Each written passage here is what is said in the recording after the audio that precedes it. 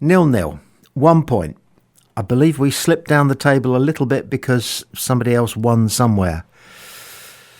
However, that point could prove to be a turning point. Yeah, it's a point, it's a turning point. Because for a few weeks, we've started to look a little bit unsure of ourselves. And the results have been going against us. We have to remember that the side that we've just taken a point off, did we take a point off them? We kind of did. They've just beaten Coventry, who came to us and gave us a footballing lesson. And the team that we got a point off on Wednesday night, they went and gave Coventry a bit of not a hammering, but they beat them. So they're a decent side. And by the end of the game, we were in control. And we managed to create a lot of half chances. I don't think I'd say we created a chance, but a lot of half chances. A lot of people played really well. Just want to go back to one thing. 7:00 in the evening, we all flipped to our phones and saw 7 changes. Now, normally you only see that if there's been a semi-meaningless League Cup game and we've given a lot of people a run out. But this was from a team that was sent out against one of the top teams in the league, Birmingham, decent side, going places. And we're going into another game against another side who is going places, Wrexham. 7 changes. It kind of smelt that certain people had been told that they had to pull their finger out. And I'm not going to name names. It's the people who were left on the bench, or started on the bench, who had started the debacle against Birmingham. So plenty for various people, including us, to think about there. We didn't start too well against Wrexham, did we? Wrexham created a couple of not heart-stopping moments, but ouch moments. They had that great big juggernaut up front, 6'6". He's a presence. You notice him, of course, but he had a turning circle, didn't he? Like one of those super oil tankers. He didn't have great mobility, and we managed to deal with him really well. Our 3 centre-halves managed to deal with him very well. Let's have a quick think about those changes. What did you think? We changed not just 7 members of the personnel, we changed our formation. We had 3 centre-halves out there. That meant that we were liberating our 2 full-backs to become authentic wing-backs. And we know that Connor Ogilvie can do that, and we know that Devlin can do that. We know that Connor Ogilvie can do anything he wants or we want him to do. So, is it going to work? When was the last time we played 3 at the back? It was at one point, for one particular reason, back, was it our first season in the Championship, or was it even further back than that, when we won the title for League One? Can't exactly remember, but it's not a favoured formation of John Messino's. It appears that he likes at the back. He likes to have 2 proper fullbacks and 2 proper centre-halves. So it's quite a radical change going into a crucial, important game against Wrexham. It was doubly important because the owner was here. Michael Eisner was here with one of his sons. He was sitting, Michael Eisner, at the end of one of the rows next to an aisle. And I figured that was because he wanted to be able to be as mobile as possible, and if necessary, nip to the loo or go to the boardroom as quick as he could when the occasion demanded. He was wearing his specs, still looking good for 83, still as energetic as ever, because here he is flying from Los Angeles to the UK is an arduous experience for anybody. But when you're 83, it's a real challenge, and yet he seems bright-eyed and bushy-tailed, come what may.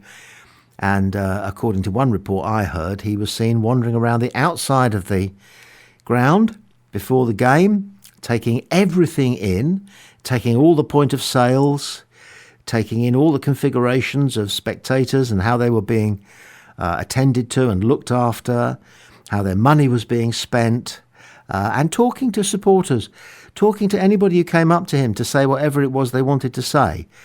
He is an exemplary owner, and he's up there with Milan Mandaric. I put it to you. I don't know. You might disagree. Some people certainly will. However, he's over here. Now, why is he over here? He's over here not just because Wrexham are owned by fellow Beverly Hills magnates. He's over here because we've got a January transfer window coming up, and he doesn't want us to go down. So is he here to cast his eye over the purchases that we're thinking of making, or the free transfers that we're thinking of bringing in, who are going to be charging £10,000 a week salary? I think all of those things are discussions that will take place. Apparently, John Messino tends to meet the Eisners, whoever the Eisners are, whether it's Michael and his partner, his wife, or his sons, or the other members of his team, and they like to go for a meal. They like to go for a curry or an Italian or whatever.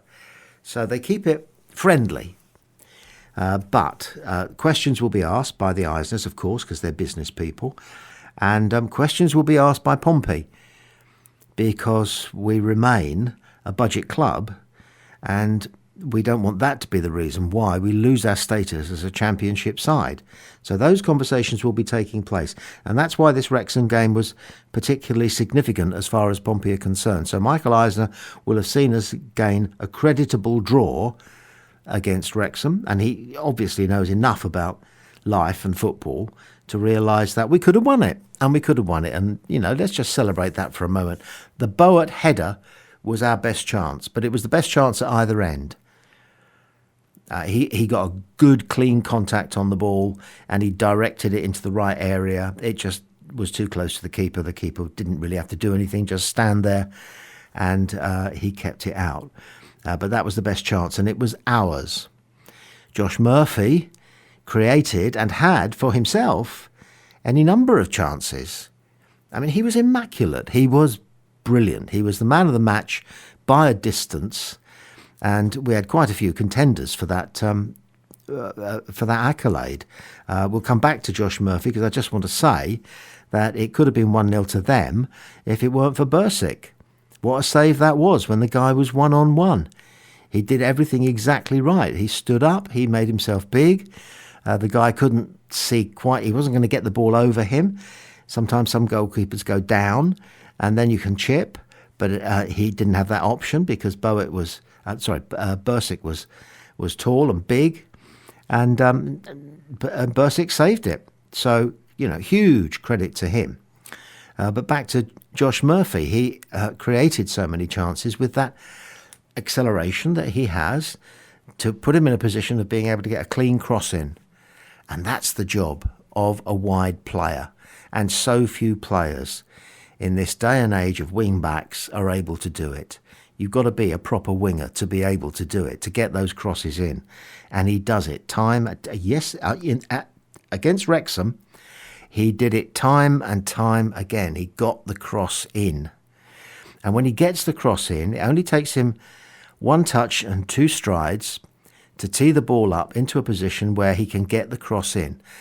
And it almost doesn't matter how fast the right back that he's playing up against is. He can do it. And he was playing against a very competent right back against Wrexham. And particularly once the right back had been booked, you could be supremely confident that he would do it again and again and again. And he must have done it certainly more than half a dozen times. I wasn't counting. Maybe even as many as a dozen times. Got that particular cross in. And let's just celebrate that cross for a moment, because it's always a cross that swings away from the goalkeeper. If he was a fast bowler, it would be the equivalent of an outswinger tempting the edge. He swings it away from the goalkeeper. He swings it in generally low. And Colby Bishop knows how he's going to do it and where the ball is roughly going to end up. Unfortunately, the centre-halves now have studied the ball in that Murphy is almost certainly going to be able to put in, because there's just no defending it as a fullback. So that ball is going to come in. And they know that all they have to do is get just ahead of Bishop. Now we're going to have to look at ways of freeing Bishop up so that tactic, defensive tactic, doesn't work.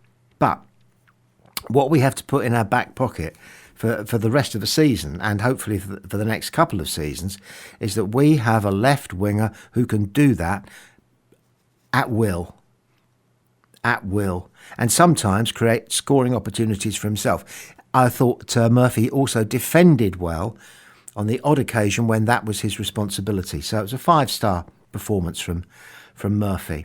And I heard one of the commentators saying that is he going to last the 92, 95 minutes, whatever, the way he was playing? Of course, because there was always, right up to the death, the possibility that he was going to convert or somebody was going to convert as a result of what he was doing. At the other end of the pitch, Regan Poole was majestic. Didn't you think? His interceptions are fantastic. He has great powers of anticipation, and he's quick, and he gets there. He gets a solid foot on the ball. It's not like a toe flick when somebody's trying to thread it through. They don't get past him, and he gets a full fat foot on it, which is really important. He's also very good with his head, and at set pieces when we're attacking, he makes himself known. If only he was 6'6", like that juggernaut that Wrexham had up front. But he isn't. That means he's mobile, and he also has a good footballing brain, and he understands the nip and tuck and the rub of the green of the play. So Poole had a great game. Colby Bishop, he threatened a lot. He didn't get a clear chance. There was a possibility that a couple of efforts might have come his way, a couple of chances, a couple of crosses in might have come his way, but they didn't quite. But you got the impression that he is fighting his way back to the kind of confidence and form that we know that he has and we want back. So good luck to him on that one. First 10 or 15 minutes of the second half, we had them. They were all over the place. We were all over them. We had 4 or 5 corners, and you know how it mounts when you get a succession of corners. The crowd start to kind of say, OK, we've got to get one of these in the back of the net now because we're getting corner after corner after corner. What's the point of winning a corner? What's the point of us going yay when the referee says it's a corner if you're not going to get your head on the ball and convert it? So that needs to be looked at. Does it? You know, there's so much luck involved in things like scoring from a corner. You know, the uncertainty of the type of corner that's being sent in by the person who's taking the corner begins the uncertainty of it. And then, you know, who knows what's going to happen? We don't seem to be creating any clear chances from corners, nor do the opposition. Well, Wrexham, anyway, didn't create any clear chances from corners. So are we going to say in the post-match interviews that we've now solved our problem about defending at set pieces? We can try it. We can say we're on our way with it. Will probably be the safest thing to say. Chaplin looked authentic, didn't he?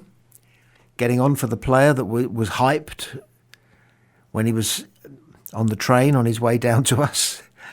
My God, we've got Chaplin. We couldn't believe it. But it's taken him quite a few games to really start to, I think, believe that he can do what he has been doing for Ipswich at Portsmouth. Why that is, goodness only knows. Psychology plays an important part in sport. We know that. He may not himself quite know why it is that it's taken him this long. And he's not quite there yet, I don't think, but he's well on his way. That was a good performance against Wrexham. And may we have more of them. So, 0-0. We got a point. I believe, I haven't looked at the table, it's only just after the final whistle. I believe we've gone down a place because somebody else somewhere else got all 3 points in their game. But that point and that performance in front of the owner, that will do the club a whole lot of good. So, we dare not say bring on Hull, but, it just sounds good. Bring on Hull.